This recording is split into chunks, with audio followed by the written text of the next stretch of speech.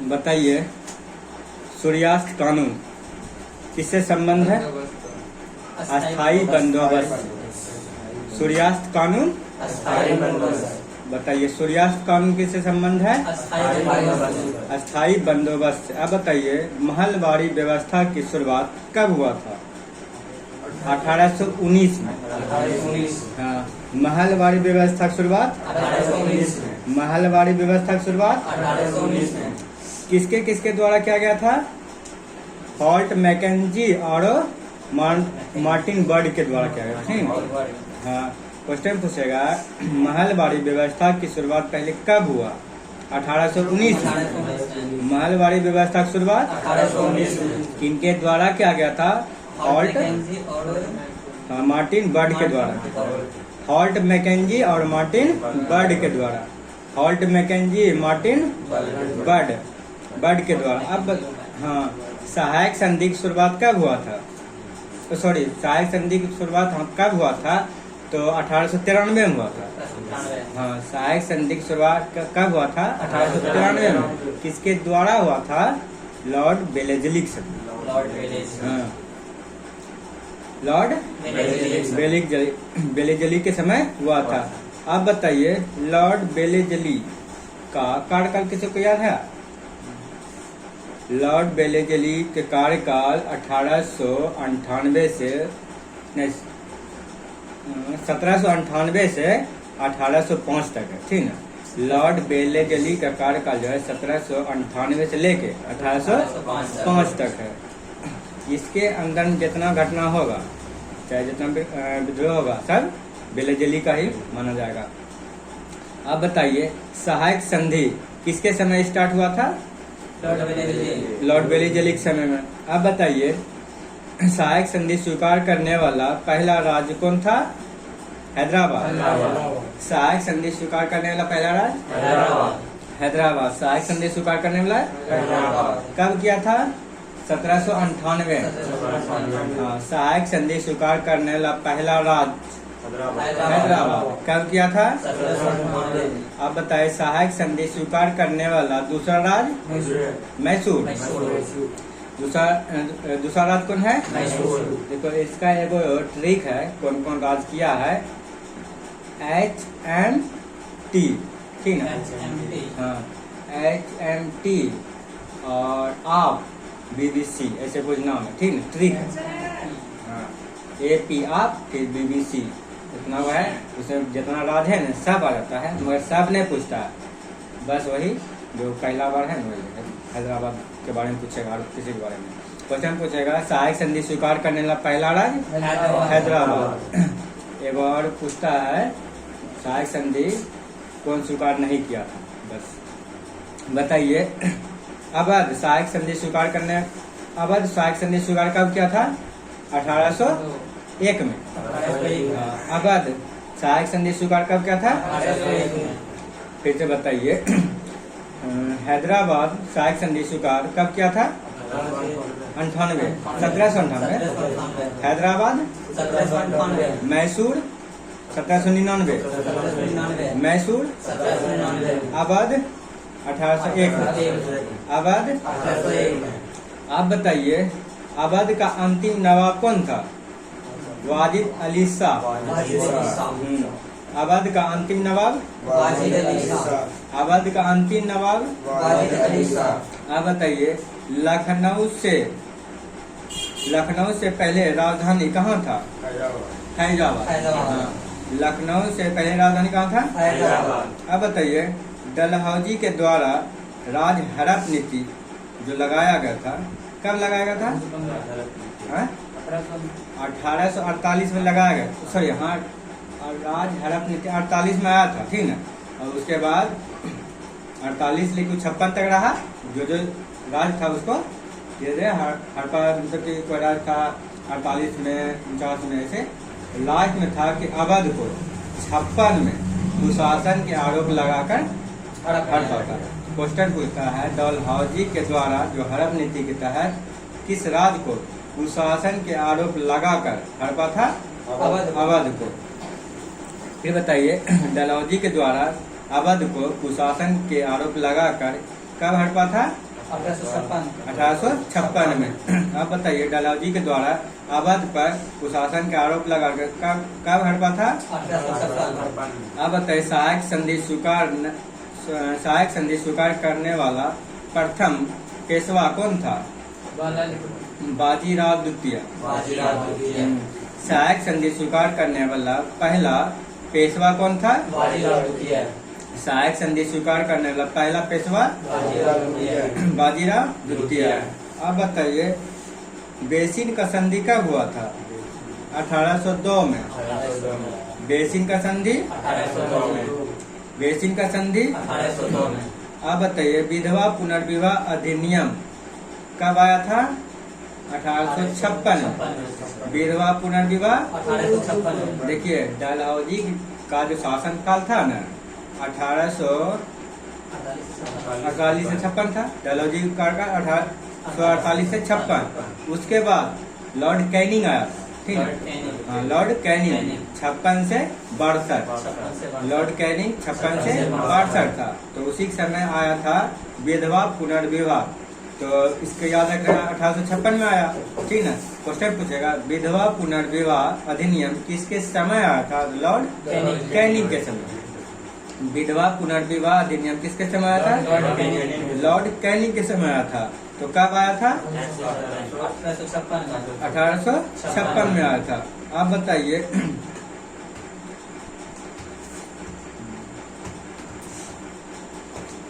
Waterloo का युद्ध कब हुआ था? 1815 में। वाटरलू का युद्ध 1815 अब बताइए सुगौली का संधि कब हुआ था? सुगौली की संधि 1816 में हुआ था, ठीक है। सुगौली का संधि 1816 में। मैं एक और क्वेश्चन पूछा है संगोला का संधि। हाँ 1750 में। संगोला की संधि 1750 में संगोली बोलेगा था 1816 में। अब बताइए लॉर्ड मैकाले का संबंध किस विभाग से है? शिक्षा विभाग। हाँ वही अंग्रेजी शिक्षा। बताइए लॉर्ड मैकाले का संबंध किस विभाग से?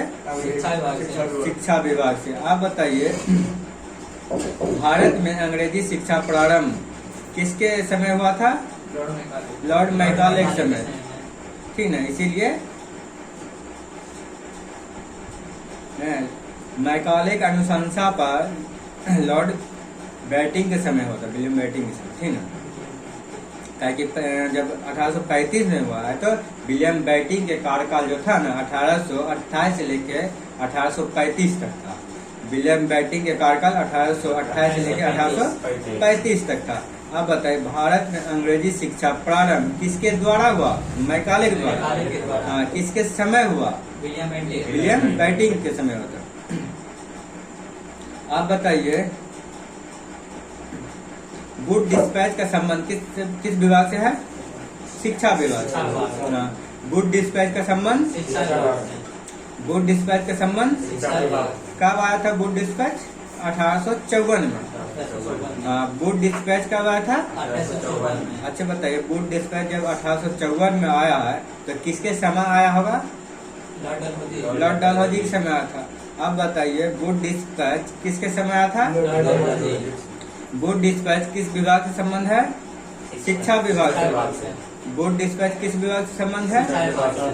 बताइए भारतीय शिक्षा का मैग्ना कार्टा किसे कहते हैं? गुड डिस्पैच को ही। हाँ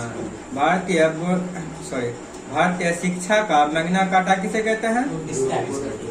आप बताइए सैंडलर आयोग का संबंध किस विभाग से? शिक्षा विभाग से। सैंडलर आयोग का संबंध सैंडलर आयोग का संबंध शिक्षा विभाग से है। इसका नियुक्ति कब हुआ था? 1917 में। शिक्षा विभाग से संबंध है सैंडल आयोग, ठीक ना। उसका नियुक्ति कब हुआ था? 1917। अब बताइए भारत में प्रिंटिंग प्रेस का शुरुआत किसके द्वारा किया गया था? पुर्तगालियों के द्वारा। भारत में प्रिंटिंग प्रेस का प्रारंभ किसके समय? पुर्तगालियों के समय। भारत में प्रिंटिंग प्रेस का प्रारंभ किसके समय? आप बताइए, भारतीय समाचार पत्र का मुक्तिदाता किसे कहा जाता है? चार्ल्स मैककॉय को कहा जाता है। भारतीय समाचार का मुक्तिदाता चार्ल्स मैककॉय को कहा जाता है। बताइए, भारतीय समाचार पत्र का मुक्तिदाता चार्ल्स मैककॉय को कहा जाता है। बताइए, भारतीय के द्वारा अंग्रेजी में भारत का सबसे पहले समाचार पत्र जो कि अंग्रेजी में था उसका नाम क्या था? बंगाल गजट। भारत का अंग्रेजी समाचार पत्र का नाम क्या पहला? बंगाल गजट। इसका प्रारंभ कब हुआ था? 1780 में। कब किया था?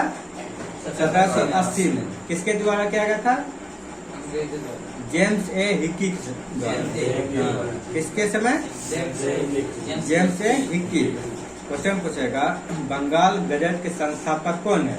James A Hicky. Bengal Gazette के संस्थापक James A Hicky. Bengal Gazette कब आया था? 1780। बंगाल गजट कब आया था? 1780। आप बताइए, न्यूज पेपर एक्ट कब पारित हुआ था? 1908 में। न्यूज पेपर एक्ट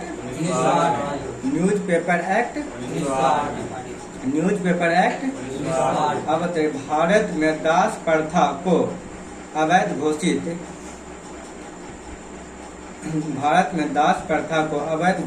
कब किया गया था? 1843 में। भारत में दास प्रथा को अवैध घोषित किसके समय किया गया था? एलन बरो के समय। ठीक है, एलन बरो के समय किया गया था। अब बताइए, कब किया गया था?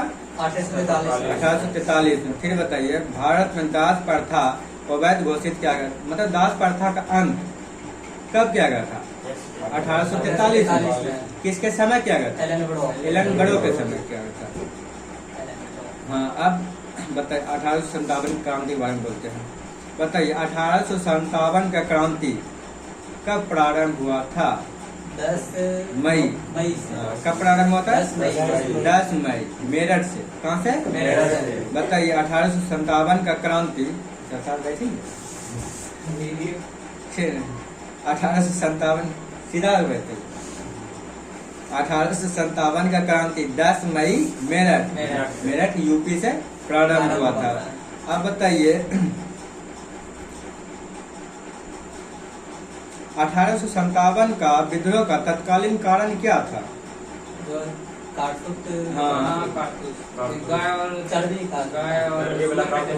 एनफील्ड राइफल जो था ना, उसमें चर्बी बड़ी युक्त राइफल का प्रयोग किया गया था। उसमें चर्बी मतलब कि गाय का और सुगर का चर्बी का प्रयोग किया गया था। इसी कारण जो है ना ये युद्ध हुआ था। बताइए, चर्बी वाले कारतूस चलाने वाला एनफील्ड राइफल, मतलब एनफील्ड राइफल जो था चर्बी वाला, उस सेना में शामिल कब किया गया था? 1856 में। कब किया गया था? 1856 में। तो 56 में किया था। उसको धीरे धीरे पता चला, दिसंबर 56 किया प्रयोग, तो उसको पता चला तो 57 में विद्रोह शुरू हो गया था। 10 मई 1857। 10 मई 1857 कहाँ से शुरू हुआ था? मेरठ यूपी से। हाँ, अब बताइए, मंगल पांडे कौन सा फैक्ट्री का सिपाही था? 34वीं इन्फेंट्री का सिपाही था। हाँ, मंगल पांडे किस इन्फेंट्री सिपाही थे? किस इन्फेंट्री का सिपाही थे? 34वीं इन्फेंट्री का सिपाही थे। अब बताइए, मंगल पांडे के द्वारा बैरकपुर में अंग्रेजों को कब मारा गया था? 29 मार्च 1857 को मार दिया गया था। ठीक ना? मंगल पांडे के द्वारा 19 मार्च 1857 को बैरकपुर में मार दिया। उसके बाद एक सप्ताह के बाद ही मंगल पांडे को, जैसे मार्च में मारा, अप्रैल में 8 अप्रैल 1857 को उसको फांसी तुरंत दे दिया था। तो मंगल पांडे को कब फांसी पड़ा, ये डेट याद रखेगा। 8 अप्रैल 1857। 8 अप्रैल 1857। इसमें एक और डेट ये हो गया, मंगल पांडे को कब फांसी पड़ा था? 8 अप्रैल 1857। एगो ई डेट 1857 का क्रांति कब प्रारंभ हुआ? 10 मई। हाँ, 10 मई। कहाँ से? मेरठ से। पूरा याद रखेगा। 1857 की क्रांति कब प्रारंभ हुआ? 10 मई 10 मई 1857 से। आप बताइए, मंगल पांडे को फांसी कब दिया गया था? 8 अप्रैल 8 अप्रैल 1857 को। मंगल पांडे को फांसी 8 अप्रैल 1857 8 अप्रैल 1857 को। आप बताइए, 1857 की क्रांति के समय मुगल सम्राट कौन था? बहादुर शाह द्वितीय या तो जफर। बताइए, 1857 की क्रांति के समय मुगल बादशाह कौन था? बहादुर शाह जफर या तो द्वितीय। अब बताइए, 1857 की क्रांति के समय गवर्नर जनरल कौन था? Lord Canning. अच्छा बताइए फिर से, लॉर्ड कैनिंग के कार्यकाल कब से कब है? 56 से 62। 56 से 62। तो 1857 क्रांति उसका बीच में है, 56 से 62 के बीच में है। इसीलिए 1857 की क्रांति के समय गवर्नर जनरल कौन है? लॉर्ड कैनिंग है। फिर बताइए, 1857 की क्रांति के समय ब्रिटेन का प्रधानमंत्री कौन है? पामस्टन। 1857 की क्रांति के समय ब्रिटेन का प्रधानमंत्री कौन है? पामस्टन। 1857 ये हम बहुत बार पूछता है, इसलिए याद रखना। 1857 की क्रांति के समय ब्रिटेन का प्रधानमंत्री कौन है? पामस्टन। अब बताइए, 1857 की क्रांति को किसके द्वारा दबाया गया था? कैंपबेल।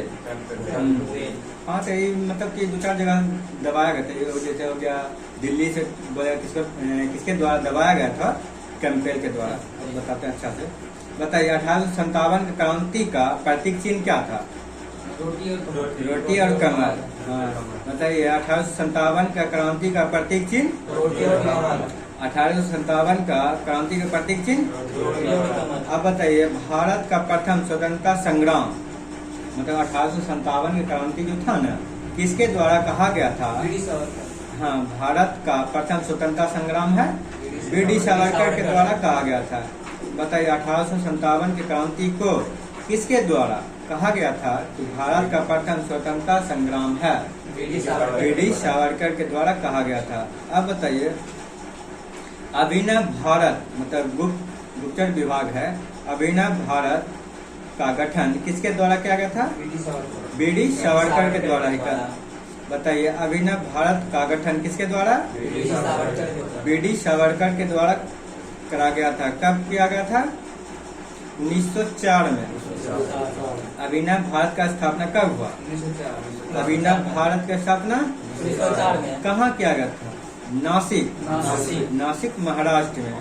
बताइए, अभिनव भारत का स्थापना 1904 में नासिक में हुआ था। किसके द्वारा किया गया था? ब्रिटिश सावरकर के द्वारा। किसके द्वारा? बताइए, 1857 की क्रांति को सैनिक विद्रोह है। 1857 क्रांति सैनिक विद्रोह है, किसके द्वारा कहा गया था? लॉरेंस और सीले के द्वारा। लॉरेंस और सीले के द्वारा। किसके द्वारा कहा गया था सैनिक विद्रोह है? लॉरेंस और सीले। सैनिक विद्रोह किसके द्वारा? लॉरेंस और सीले के द्वारा। अब बताइए, 1857 क्रांति को कौन बोला था? ये राष्ट्रीय विद्रोह है, डिजरेली। राष्ट्रीय विद्रोह कौन बोला था? राष्ट्रीय विद्रोह कौन बोला था? अब बताइए, 1857 क्रांति को धर्मांधों का ईसाई का युद्ध है, मतलब धर्मांधों का ईसाई के विरुद्ध का युद्ध है, ये कौन बोला था? टी.आर. रीज के द्वारा बोला था। L.I.R. रीज के द्वारा। L.I.R. रीज के द्वारा कहा गया था। धर्मांधों का ईसाई के विरुद्ध का युद्ध है 1857 क्रांति किसके द्वारा बोला गया था? L.E.R. रीज के द्वारा। L.E.R. रीज के द्वारा बोला गया था। अब बताइए, 1857 क्रांति को हिंदू और मुस्लिम का षड्यंत्र है। हिंदू और मुस्लिम का षड्यंत्र, ये कौन बोला था? W. टेलर और जेम्स अस्ट्रॉम। ठीक है, अस्ट्रॉम के द्वारा बोला गया था। W. टेलर और जेम्स अस्ट्रॉम के द्वारा बोला गया था। अब बताइए, जैसे कि देखो, सबसे पहले क्या बोला था, ये मतलब भारत का प्रथम स्वतंत्रता संग्राम है। एक फिर बोला कि मतलब सैनिक विद्रोह है। तो फिर एगो आया था RC मजूमदार, तो बोला कि ये ना तो प्रथम स्वतंत्रता संग्राम है, ना तो ये राष्ट्रीय विद्रोह है, ना तो ये स्वतंत्रता संग्राम है। किसके द्वारा बोला गया था? RC बताइए। 1857 की क्रांति को ना तो ये प्रथम युद्ध है, ना ही ये राष्ट्रीय युद्ध है, ना ही स्वतंत्रता संग्राम था। ये बात कौन बोला था? RC मजूमदार। अब बताइए 1857 क्रांति को बर्बरता और सभ्यता का युद्ध, बर्बरता और सभ्यता का बीच का युद्ध किसके द्वारा बोला गया था? TR होम्स के द्वारा। बर्बरता और सभ्यता का युद्ध है, किसके द्वारा बोला गया था? TR होम्स के द्वारा बोला था। ये लाइन कर देते हैं, कल तुम लोग याद नहीं किया ना, पढ़े बहुत याद नहीं। यहाँ तक कर देते हैं बस, फिर रिवीजन कराते हैं। आप बताइए, कोई जवाब नहीं देता। अब बताइए 1857 की क्रांति का नेतृत्व दिल्ली से कौन कर रहा था? दिल्ली से बहादुर शाह द्वितीय। हाँ बताइए 1857 का क्रांति का नेतृत्व दिल्ली से कौन कर रहा था? बहादुर शाह द्वितीय। 1857 क्रांति का नेतृत्व दिल्ली से और दिल्ली से हो गया बहादुर शाह द्वितीय, तो दिल्ली से नेतृत्व कर रहा था। अंग्रेज के द्वारा दबाएगा ना। बताइए 1857 का क्रांति को दबा रहा था दिल्ली में कौन? दिल्ली में हडसन लिखा है, कैम्पबेल था। देखो मोबाइल का नहीं बताइए दिल्ली, फिर पूछा हमको भी लगता है कैम्पबेल होना चाहिए। 1857 की क्रांति दिल्ली में कौन दबाया था? चलो आगे बता। 1857 की क्रांति मतलब लखनऊ से कौन नेतृत्व कर रहा था? हजरत महल। लखनऊ से नेतृत्व कौन कर रहा था? दबान कौन कर रहा था? कैम्पबेल। मतलब कि दबाने का काम कौन कर रहा था? हाँ बोले लखनऊ का मतलब 1857 क्रांति जो लखनऊ में चला था उसको दबाने का काम कौन कर रहा था? कैम्पबेल। और 1857 क्रांति लखनऊ का नेतृत्व कौन कर रहा था? बेगम हजरत महल के द्वारा। अब बताइए कानपुर से कौन कर रहा नेतृत्व? नाना साहेब और तात्या। हाँ नाना साहेब और तात्या टोपे। नाना साहेब और तात्या टोपे सीधा ना। अब बताइए तात्या टोपे का दूसरा नाम क्या था? रामचंद्र पांडुरंग। अब बताइए तात्या टोपे का दूसरा नाम क्या था? अब बताइए नाना साहेब का मूल नाम क्या था? धोंदू पंत। धोंदू पंत। हाँ नाना साहेब का मूल नाम धोंदू पंत। इस लुसेंट में है लिखा, देख लेना। अब बताइए 1857 की क्रांति का नेतृत्व झांसी से कौन कर रहा था? झांसी की रानी। 1857 की क्रांति का नेतृत्व दिल्ली से बहादुर शाह द्वितीय था और झांसी से रानी लक्ष्मीबाई। ऐसा दबाने का काम कौन कर रहा था झांसी से? फिरोज के द्वारा। 1857 क्रांति को दबाने का काम अंग्रेज के द्वारा झांसी से किसके द्वारा किया गया था? फिरोज के द्वारा। अब बताइए रानी लक्ष्मीबाई का समाधि स्थल कहाँ है? ग्वालियर। ग्वालियर मध्य प्रदेश है ना। अब बताइए क्वेश्चन पूछता है रानी लक्ष्मीबाई का समाधि स्थल कहाँ है? ग्वालियर। अब बताइए बिहार में 1857 क्रांति का नेतृत्व कौन कर रहा था? कुंवर सिंह। जगदीशपुर में बिहार में 1857 का क्रांति का नेतृत्व कुंवर सिंह। और दबाने का कौन? William Taylor. बिहार में 1857 क्रांति का दबाने का काम विलियम टेलर। और किसके द्वारा मतलब नेतृत्व किया था? वीर कुंवर सिंह के द्वारा। अब पटना में 1857 क्रांति का नेतृत्व कौन कर रहा था? पीर अली। 1857 का क्रांति का नेतृत्व पटना में दबाने का काम विलियम टेलर है। बिहार और पटना दोनों में विलियम टेलर। आप बताइए 1857 की क्रांति को देखने वाला उर्दू कवि का नाम क्या था? मिर्जा गालिब। मिर्जा गालिब। बताइए 1857 क्रांति को देखने वाला उर्दू कवि मिर्जा गालिब। बताइए 1857 नामक पुस्तक 1857 नामक पुस्तक का लेखक कौन है? MNS S.N. सेन। 1857 क्रांति का लेखक कौन है? S.N. सेन। अब बताइए राज हड़प नीति कौन लाया था? लॉर्ड डलहौजी। राज हड़प नीति कौन लाया था? अब बताइए क्रीमिया का युद्ध कब हुआ था? 1854 से 56 के बीच हुआ था, ठीक है। तो 1854 से 56 के बीच हुआ था, तो किसके समय हुआ होगा? डलहौजी के समय हुआ था। अब बताइए फ्लोरेंस नाइटिंगेल का संबंध कौन सा युद्ध से है? क्रीमिया युद्ध से। फ्लोरेंस नाइटिंगेल का संबंध क्रीमिया युद्ध से संबंध है। अब बताइए लेडी विथ द लैम्प किसे कहा जाता है? फ्लोरेंस नाइटिंगेल को। लेडी विथ द लैम्प किसे कहा जाता है? अब बताइए 1857 के क्रांति के बाद नील विद्रोह कहाँ हुआ था? बंगाल में। क्वेश्चन डायरेक्ट कैसे पूछता? नील विद्रोह कहाँ हुआ था? बंगाल में। नील विद्रोह बिहार में भी हुआ। ये था चंपारण वाला। नील का कृषि बोलेगा, जैसे तिनकटिया पद्धति बोलेगा तभी हमारा नील विद्रोह बोलेगा ना, तो बंगाल। नील विद्रोह बंगाल का। अब बताइए नील दर्पण पुस्तक का लेखक कौन है? दीनबंधु। नील दर्पण पुस्तक का लेखक। अब बताइए सन्यासी विद्रोह कब हुआ था? सन्यासी विद्रोह भी बंगाल में हुआ है, ठीक है। सन्यासी विद्रोह फिर अब रिवीजन कराता आगे की बढ़ेंगे, याद नहीं हुआ इधर तो बोलेगा ना, आगे वाला कराएंगे मतलब और पीछे नहीं इसके भाई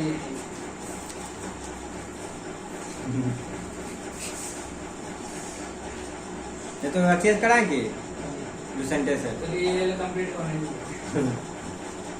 वही बोले एगो बुक पहले कंप्लीट कर लो।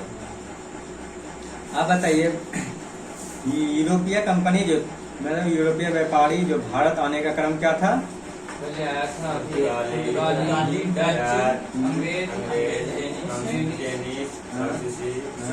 स्वीडिश। पीडी याद रखना, पीडीएफ, ठीक है। हाँ पीडी पी से पुर्तगाली, डी से डच हो गया। उसके बाद यही दोनों खसता लो, ये दो जब मुंह पे आ गया तो एकदम रफ्तार में बढ़ जाएगा। पी से पुर्तगाली, डी से डच, उसके बाद अंग्रेज, डेनिश, फ्रांसीसी, उसके बाद स्वीडिश। अब बताइए समुद्री मार्ग का खोज कौन क्या था? पुर्तगाली। Vasco D gamma. हाँ, समुद्री मार्ग का खोज। अब बताइए वास्को डी गामा का स्वागत जामुड़िन के द्वारा किया गया था, ठीक है। कहाँ पे किया गया था? केरल के कालीकट पे। अब बताइए दोबारा वास्को डी गामा कब आया था? 1502 में दोबारा वास्को डी गामा। अब बताइए शांत जल का नीति किसके द्वारा लागू किया गया था? Francisco de Almeida. Francisco de Almeida. कई बताए थे कि जल फ्रांस के साइड है, इसलिए फ्रांस याद रखेगा। शांत जल का नीति या तो ब्लू वाटर पॉलिसी किसके द्वारा? Francisco de Almeida. Francisco de Almeida. अब बताइए पुर्तगाली शक्ति का वास्तविक संस्थापक कौन है? वास्तविक अल्फांसो द अल्बुकर। वास्तविक लगा देगा था अल्फांसो द अल्बुकर। अब बताइए पहला डच यात्री कौन था? कॉर्नेलियस आउटमैन। पहला डच यात्री। हाँ क्वेश्चन पूछेगा पहला डच यात्री भारत आने वाला कौन है? कॉर्नेलियस आउटमैन। तो कहाँ आया था? भारत के सुमात्रा द्वीप। कहाँ आया था? सुमात्रा द्वीप किस महासागर में है? तो हिंद महासागर। कहाँ है? हिंद महासागर में। अब बताइए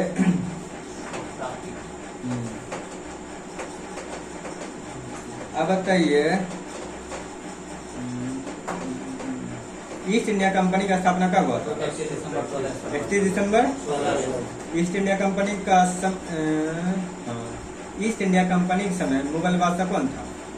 इस न्यू कंपनी के समय मतलब स्थापना के समय उसी जहांगीर जहांगीर अकबर न था, 1600 में जहांगीर जहांगीर था। 1605 में अकबर न, 1605 में आया था। हाँ 1608 में आया था उसके बाद 1605 मरने के बाद उसका बेटवा आया था जहांगीर। 1608 में आया था विलियम विलियम हॉकिंस 8 में आया था। बताइए इंग्लिश खान को उपाधि किसे दिया गया था? इंग्लिश का इसलिए कैप्टन हॉकिंस किसके द्वारा? जहांगीर के द्वारा दिया गया था। और बताइए 15 में कौन आया था? 1815 में टॉमस रो। दूसरा अंग्रेज बोला था टॉमस रो। 15 में ही आया था। अगर हम मोबाइल से पूछे ना 15 ये दिखाया। 15 से लेके 17 तक भारत में रहा था, ठीक है। 16 कुछ नहीं। एग्जाम हॉल में भी 15 ये आएगा, 16 नहीं आएगा, इसलिए 15 ये ध्यान में रखना है। अब बताइए कलकत्ता शहर का स्थापना किसके द्वारा किया गया था? चाणक्य के द्वारा। कलकत्ता नगर का स्थापना, कलकत्ता नगर का स्थापना। अब बताइए मुंबई शहर के गेराल्ड अंगियार। देखो 4 दफा बोलते जान के पूछता है। मुंबई शहर की स्थापना गेराल्ड अंगियार के द्वारा। अब बताइए कर्नाटक का 3 युद्ध हुआ था, किसके किसके बीच हुआ था? अंग्रेज और फ्रांस के बीच। कर्नाटक का 3 युद्ध अंग्रेज और फ्रांस के बीच हुआ था। अब बताइए प्रथम कर्नाटक युद्ध कब से कब चला था? 46 से 48। कितना से? 1740 से 48। 1749 से 1758। पहला बोले थे, पहला पहला 46 से 48। पहला कर्नाटक युद्ध 46 से 48। दूसरा कर्नाटक युद्ध 49 से 54। दूसरा कर्नाटक युद्ध, तीसरा कर्नाटक युद्ध 56 से 63। तीसरा कर्नाटक युद्ध 56 से 63। बोला कि भैया अभी तब ये याद होगा। बोलते बोलते एक दिन में तो नहीं होगा, हम लोग एक दिन से थोड़े बोल रहे हैं, बहुत दिन से बोल रहे हैं, इसीलिए बोलने का हैबिट हो गया है। एक साल हो गया नहीं, 1 साल नहीं हुआ। साल में नहीं होगा। स्टार्ट है ऊपर। हाँ, मतलब कि हमको लगता है कि 6 महीना हो गया ना। देखो 4 महीना तो हमको लगता है 2025 में होगा। हाँ, 2025 में 4 महीना, जिससे हम के यूट्यूब साल चैनल के पहले से हो रहा है। छठ के पहले से हो रहा था, तो हम यूट्यूब चैनल नहीं बनाए थे। हमने पता ही 5000 हो गया। अरे आप बीच में डालना छोड़ दिए थे ना, तो इतना कमेंट आता था ना। ये बोले पहले हम सिलेबस बायोलॉजी का देखना थी में पौधा जगह था, इतना अच्छा पढ़ाया है ना कि पूरा याद हो गया था सबको। साइंस ऐसे बताएंगे ना, क्योंकि हम जब टेक्नीशियन में हम दिए थे ना साइंस चलेगा। साइंस, उसमें साइंस से कुछ भी math, reasoning, science, current affair, उसे हम मतलब 2-4 नंबर से चुके हैं, नहीं तो भैया जाता। ये सब खत्म करके ये कीजिएगा, हैं? साइंस से स्टार्ट कीजिएगा। ये देखो ये को बुक पूरा कंप्लीट कर लो, एकदम नस नस जान लो। कोई कहेगा कि तुम ऐसे बोल सकते ये बुक से तो जहाँ पूछा से पूछ। ये बुक की कमांड हो गया ना, समझ तुम्हारा जीके जीएस पे कमांड रहेगा, जीके पे कमांड रहेगा, जीएस के लिए दूसरा बुक बोलेंगे। इसके मतलब कि याद रट लेगा मगर कंसेप्ट नहीं आएगा, क्योंकि साइंस में कंसेप्ट चाहिए, रटना पड़ेगा थोड़े। बायोलॉजी है में रट लेगा। चलिए बताइए प्रथम कर्नाटक युद्ध कब से कब चला था? 46 से 48। प्रथम कर्नाटक युद्ध कब से कब तक? दूसरा 54। दूसरा कर्नाटक युद्ध, तीसरा कर्नाटक युद्ध 56 से 63। अब बताइए कौन सा कर्नाटक युद्ध को सप्तवर्षीय युद्ध कहते हैं? तीसरा कर्नाटक युद्ध। बताइए प्रथम कर्नाटक युद्ध किस संधि के द्वारा समाप्त हुआ था? एला सापल के संधि द्वारा। दूसरा कर्नाटक युद्ध पांडुचेरी। दूसरा कर्नाटक युद्ध, तीसरा कर्नाटक युद्ध पेरिस। तीसरा कर्नाटक युद्ध। अब बताइए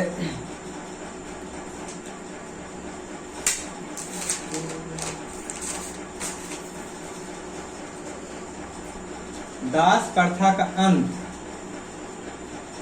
दास प्रथा का अंत अकबर के द्वारा किया गया था। कब किया गया था? 1562 में। दास प्रथा का अंत अकबर के समय कब किया गया था? 1562। तीर्थ यात्रा 63 तीर्थ यात्रा अकबर के द्वारा से, अकबर के समय में अकबर के द्वारा ही किया गया था। अपने बीवी के मोबाइल से लेना है किसी के विधायक तो नहीं मिली अरे फोन ही आवे। आप बताइए जजिया कर को समाप्त मतलब कि अकबर के द्वारा कब किया गया था? 1564। अब बताइए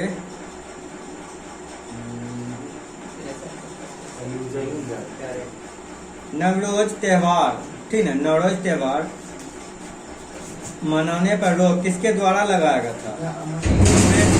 औरंगजेब के समय। हाँ, नवरोज त्योहार मनाने पर रोक किसके समय लगाया गया था? जजिया कर पुनः शुरू कर दिया था किसके समय? औरंगजेब के समय। जजिया कर पुनः शुरू कर दिया औरंगजेब के समय। आप बताइए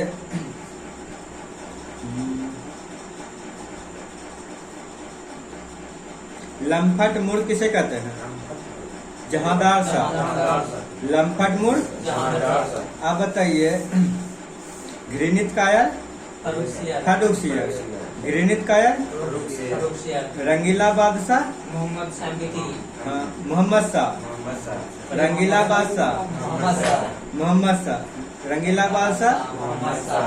आप बताइए ईरान का नेपोलियन किसे कहते हैं? नादिर शाह को। ईरान का नेपोलियन। आप बताइए शिवाजी का समय मंत्री परिषद को क्या कहते थे? अष्टप्रधान। शिवाजी के समय मंत्री परिषद को अष्टप्रधान। आप बताइए अष्टप्रधान का सर्वोच्च पद क्या था? पेशवा। अष्टप्रधान का सर्वोच्च पद पेशवा। आप बताइए पुरंदर का संधि कब हुआ था? 1665 में। हाँ, पुरंदर का संधि। पुरंदर का संधि 1665। आप बताइए पाल खेड़ा का युद्ध कब हुआ था? 1728 में। पाल खेड़ा का युद्ध 1728। आप बताइए पानीपत का तीसरा युद्ध 1761 में। पानीपत का तीसरा युद्ध 1761। पानीपत का तीसरा युद्ध किसके किसके बीच हुआ था? अहमद शाह अब्दाली और मराठा के बीच। पानीपत का तीसरा युद्ध पानीपत का तीसरा युद्ध आप बताइए प्रथम आंग्ल मराठा युद्ध कब हुआ था? 1775 से 82। प्रथम आंग्ल मराठा युद्ध 1775 से 82। अब बताइए प्रथम आंग्ल मराठा युद्ध किस संधि के द्वारा समाप्त हुआ था? सलवाई के संधि द्वारा। जितना भी मराठा युद्ध हुआ है पहला वाला ही याद रखेगा। कौन? हाँ, क्वेश्चन पूछेगा प्रथम मराठा युद्ध किस संधि के द्वारा समाप्त हुआ था? सलवाई की संधि द्वारा। और प्रथम कर्नाटक युद्ध किस संधि के द्वारा समाप्त हुआ था? एलासापल की संधि द्वारा। हाँ, ये सब याद संधि पूछता है, ठीक है। जैसे संगोली की संधि है ना, कितना 1816 में जो हुआ है, नहीं हुआ है जो कि हुआ है। जैसे संधि होता मतलब कि नेपाल और अंग्रेज के बीच हुआ था संधि, इसे संगोली की संधि मतलब कि दोनों युद्ध हो रहा था तो संधि के मतलब कि दोनों मैटर क्लोज कर दो। अब बताइए सलवाई की संधि हुआ था कब? 82 में, नहीं हुआ था? अब लिखा है 7:30 बज गया।